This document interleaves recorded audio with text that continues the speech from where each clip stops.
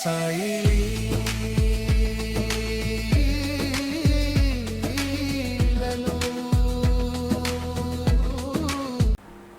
భక్తుడు చక్ర నారాయణ గురించి అద్భుతమైన విషయాన్ని మీకు వినిపించబోతున్నాను.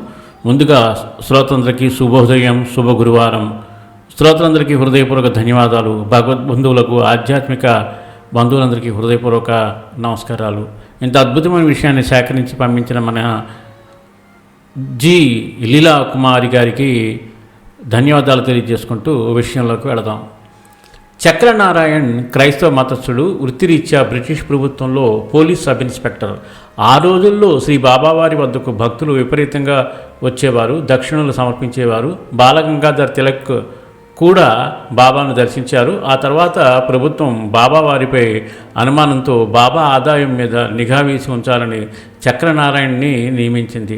వృత్తిరీత్యా సాయి సన్నిధి చేరిన చక్రనారాయణ్ బాబా కాంత కనకాలకు అతీతులని గ్రహించాడు.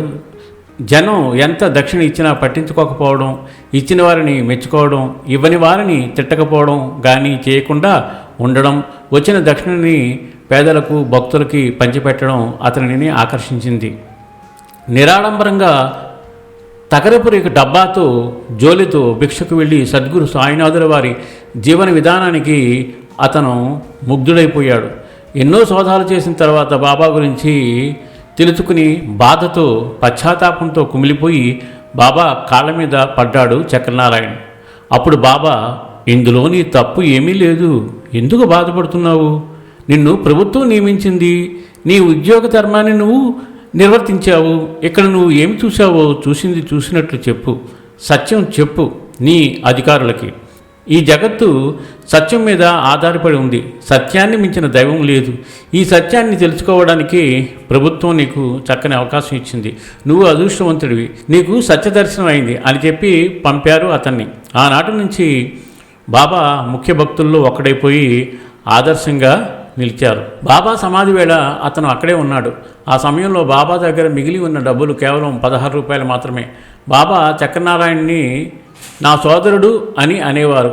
ఆ సమతామూర్తి బాబాకి చక్రనారాయణ్ వందనాలు అర్పించేవాడు.